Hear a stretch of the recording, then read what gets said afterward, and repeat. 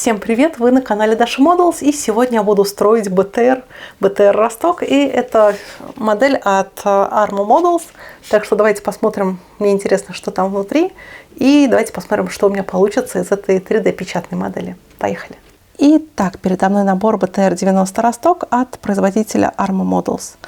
Он в 35-м масштабе, и интересно, что аналогов данного набора в пластике я не нашла, а этот набор сделан из фотополимерной смолы, ну и просто из обычной смолы. Тут есть некоторые детали. Так что давайте посмотрим, что внутри. Внутри упаковщик проверил количество деталей. И, собственно, вот они. Они все были в пупырке. Я уже распаковала основную часть. Это корпус. И, как видите, он имеет поддержки, но они очень легко и аккуратно отходят. Тут только надо быть очень внимательным.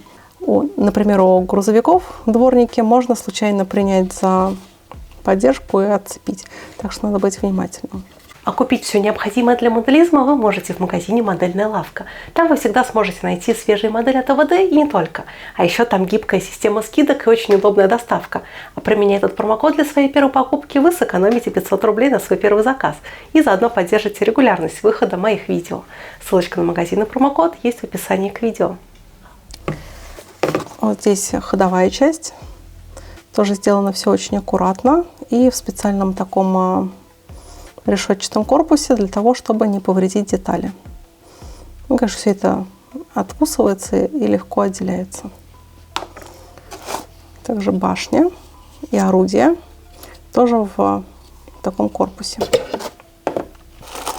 Вот шины сделаны из обычной смолы. То есть они не сделаны на принтере, не напечатаны, а отлиты в специальную форму.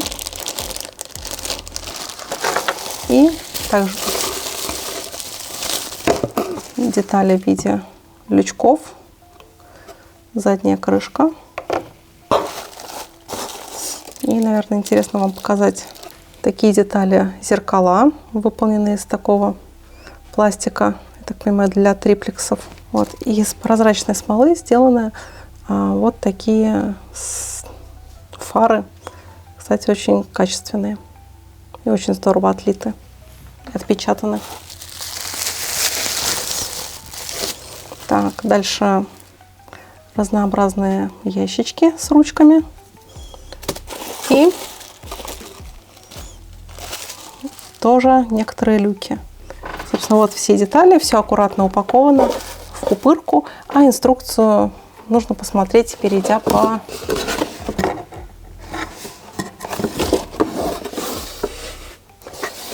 значит, не перейдя на сайте armamodels.ru.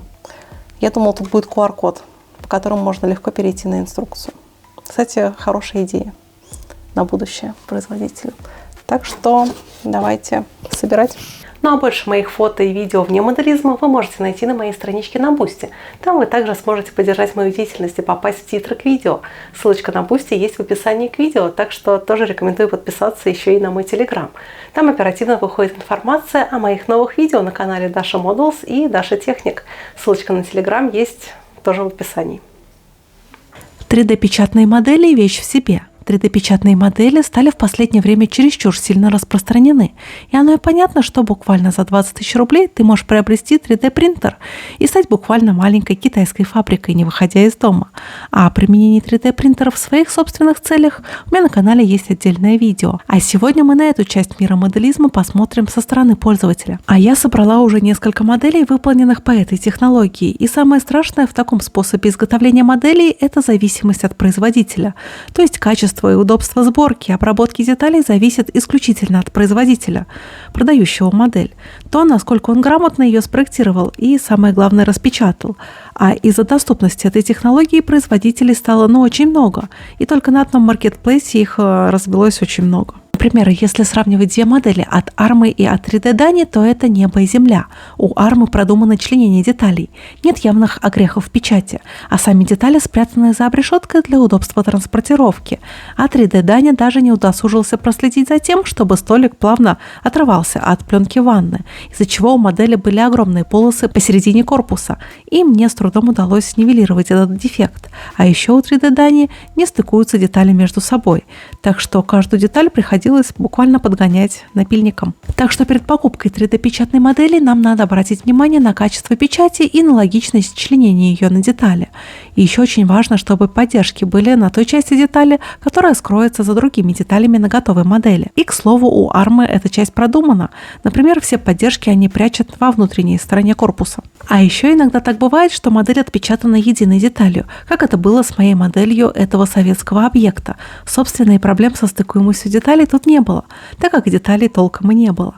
Обычно речь идет о моделях в 72-м масштабе, и мне кажется, что в слепом масштабе лучше изготавливать модели именно на 3D, а не традиционным способом. А еще не решена проблема с прозрачными деталями. Если вы решите построить модель автомобиля, то у них, как правило, есть обильное остекление, и вам, скорее всего, предстоит поработать с пленками, так как печать кристально-прозрачных деталей пока довольно редкая технология.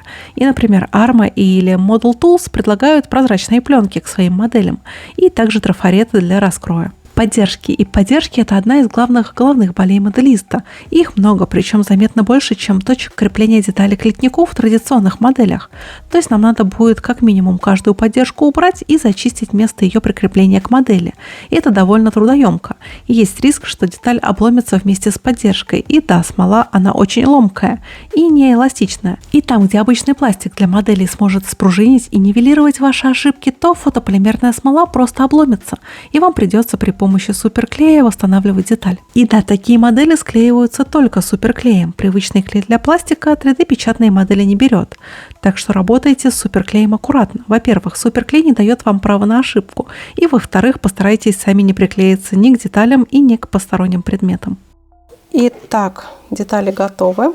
И теперь, видите, сколько мусора остается, но это один из минусов моделей из смолы. И теперь перехожу к сборке. Необходимо поставить вот эту деталь подвески. Сначала примеряем, как обычно. И теперь приклеиваем. Эти детали клеятся только на суперклей или же цианокрилатный. Так что точки крепления аккуратно смазываем клеем. И устанавливаем.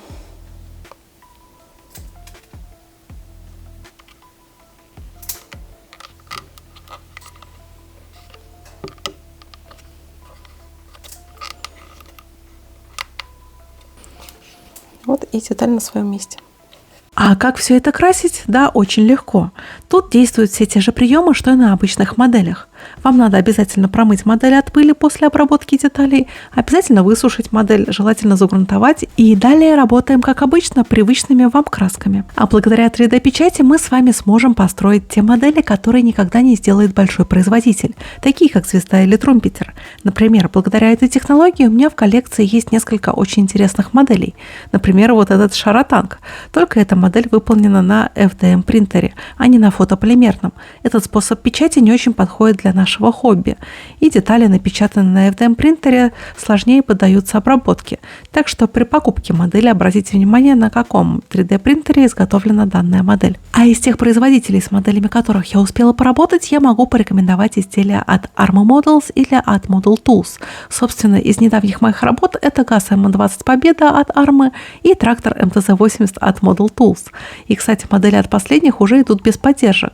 Так что мы можем сэкономить время на очистку деталей. И вот такая модель у меня получилась. И я хочу сказать, что в целом набор получился очень удачным. Тут довольно мало деталей на самом деле. И сборка прошла довольно быстро и лайтово. Колеса не приклеены. Просто их красить отдельно будет намного проще. Просто для внешнего вида вам сейчас в кадре. А в целом, конечно, есть небольшие косячки, и они больше с моей стороны. Вот здесь я не очень аккуратно отделила поддержку, что у меня немножко получился скол, но шпаклевка все исправила. И в целом могу рекомендовать, если вы хотите получить в свою коллекцию БТР 90 Росток. И хотелось бы еще обратиться к Арме. Хотелось бы чуть более подробную инструкцию. И вот такой обзор и сборка модели BTR-90 у меня получились. Так что смотрите окраску в следующем видео, а чтобы не пропустить его, пожалуйста, подпишитесь на меня на любую удобную вам платформу. Это ВК, Дзен, Рутюб и, конечно же, YouTube. Так что все ссылочки будут в описании к видео. До новых встреч. Пока-пока.